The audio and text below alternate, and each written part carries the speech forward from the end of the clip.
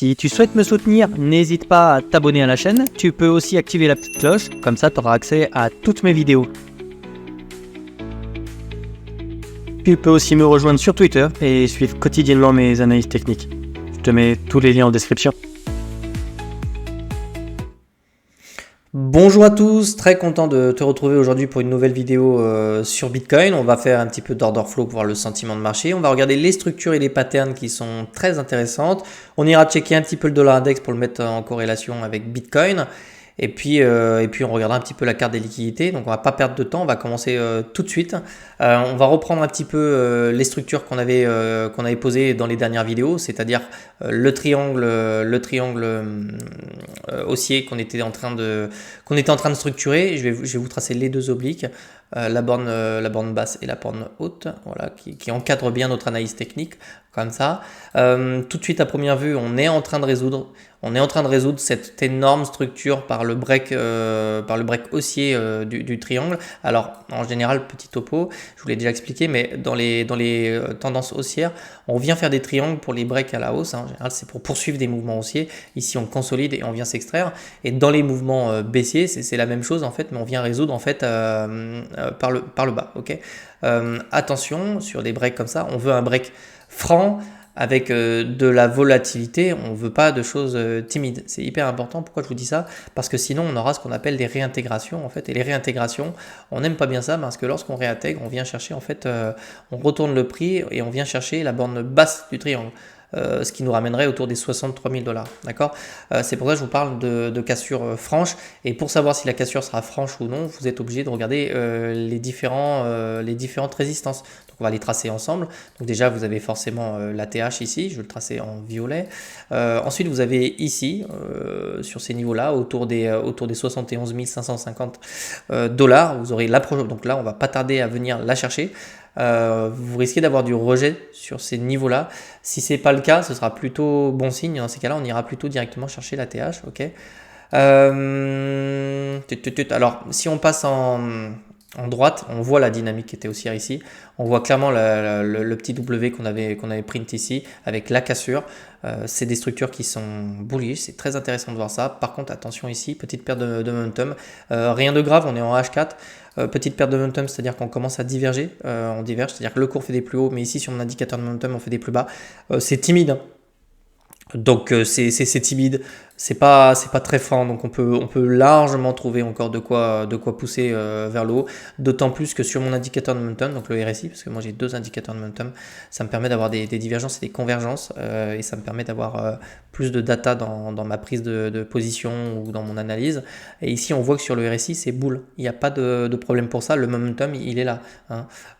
C'était intéressant d'ici, on a vraiment trouvé en fait notre bottom ici dans la zone de survente sur RSI ici, d'autant plus qu'on avait également ce qu'on appelle une divergence haussière cachée. C'est-à-dire que sur mon indicateur de momentum ici, mon RSI faisait un plus bas, tandis que sur le cours ici, on faisait un plus haut. Donc c'est ce qui m'invitait à penser que dans cette zone-là, on pouvait trouver un bottom. Également, on était dans une zone intéressante, je vais vous la tracer. Hop. Je vais vous tracer la petite profit zone, voilà. Donc on était vraiment revenu dedans, hein, d'accord. Donc ici on avait quand même de la data pour nous dire attention, ici on peut trouver éventuellement un bottom. Ok, vous comprenez donc que maintenant sur mon analyse technique, ce qu'il va falloir surveiller en fait dans les prochains jours, mais je vais vous faire des mises à jour, ça va être vraiment les résistances qui se situent là. Attention également, on a ici une énorme poche de liquidité qui se situe autour des 72 000 jusqu'aux 75 000 $. Je vais vous la montrer tout de suite. Elle se situe ici, donc 72 000, 75 000 $. À mon avis, on peut aller la chercher assez rapidement pour la simple bonne raison, c'est qu'ici, c'est de l'achat. C'est-à-dire que je l'ai expliqué hier encore dans le live, mais ce sont des shorters. Et les shorters, lorsqu'ils se font liquider, c'est des ordres d'achat qui sont placés dans les order books. Et ça, c'est intéressant pour nos whales et nos institutions parce qu'elles vont pouvoir vendre dans cette zone-là et elles vont s'en servir pour faire de l'exit liquidity. Excusez-moi, autant vous dire qu'elles veulent en fait ici se servir de ces poches pour vendre leurs tokens. Okay, et c'est comme ça qu'on peut pousser les prix de plus en plus haut.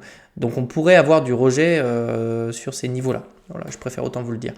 Si on a du rejet, alors dans ces cas-là, il faudra observer le support, la réaction sur support. C'est-à-dire qu'on peut venir chercher cette zone-là, on peut revenir se servir de l'oblique haussière du triangle comme pullback.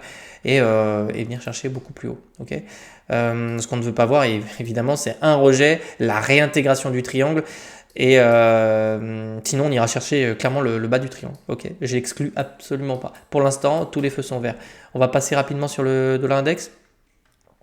Voilà, donc l'explication du petit rallye, là, de la petite reprise de momentum sur Bitcoin, c'est ça. On a parlé tout à l'heure des réintégrations. On en a eu une ici. Vous voyez, on est venu casser le top ici sur le dollar index. On l'a réintégré. On l'a réintégré parce qu'on avait une divergence qui était baissière. Ici, on a cumulé toutes les divergences baissières sur MACD, également sur RSI. Attention, on n'aimerait absolument pas reprendre le momentum sur les niveaux actuels parce qu'on est sur des niveaux qui sont extrêmement importants. Je vais vous le tracer, mais le force stop ici autour des 38,2, c'est des niveaux qui servent de support. Et ici, il a l'air de servir de support pour le moment. D'ailleurs, on a aussi tout ça. Donc, on a vraiment un énorme support sur les 38,2. Nous, ce qu'on aimerait voir, c'est revenir se poser dessus et venir le casser pour venir chercher beaucoup plus bas. Si on vient break les 38,2 sur le dollar index, vous aurez un rallye haussier sur Bitcoin. Vous aurez clairement un nouvel ATH sur Bitcoin. C'est pour ça que c'est hyper important. Nous, ce qu'on ne veut absolument pas voir, c'est un rebond sur les 38,2, une consolidation pour venir chercher le sommet ici. Ici, il faudra être rejeté. Si on n'est pas rejeté et qu'on vient break cette double structure-là, ça fera absolument pas nos affaires sur Bitcoin. On pourrait saigner. On pourrait vraiment saigner. Ça pourrait éventuellement correspondre au rejet dans la zone de liquidité dont je vous ai parlé sur Bitcoin. Si on revient dans cette zone-là, on pourrait très bien se retourner sur Bitcoin. Attention à ça. Pour l'instant, dollar index est faible et Bitcoin reprend du momentum et c'est tout ce qui nous importe. En ce qui concerne le sentiment de marché, ici on a des positions qui s'ouvrent. Je vais vous les indiquer, je vais vous les montrer. On a beaucoup de positions qui s'ouvrent. Par contre, le funding reste très flat, donc ça veut dire qu'on a des positions et en long et en short qui s'ouvrent. C'est pas franchement franc, donc il y a autant de personnes qui jouent la baisse ou la hausse de ce mouvement-là. En tout cas, on n'a pas un funding éclaté du tout. Hein. C'est très difficile ici de vous dire s'il y a plus de long ou plus de short. Donc c'est plutôt cool de voir ça. On n'est absolument pas sur des excès, hein, ni en termes de position ouverte, quoi qu'il y en a quand même pas mal, mais surtout sur le funding, c'est très très flat pour le moment et c'est une bonne chose pour nous. On est en train de s'attaquer aux shorts ici, on le voit, toutes les bougies rouges ici ce sont des shorters, ce qui est plutôt logique puisqu'on reprend du momentum et on va chercher les plus hauts. En ce qui concerne les wallets, les gros wallets et les petits wallets ont acheté ce mouvement-là.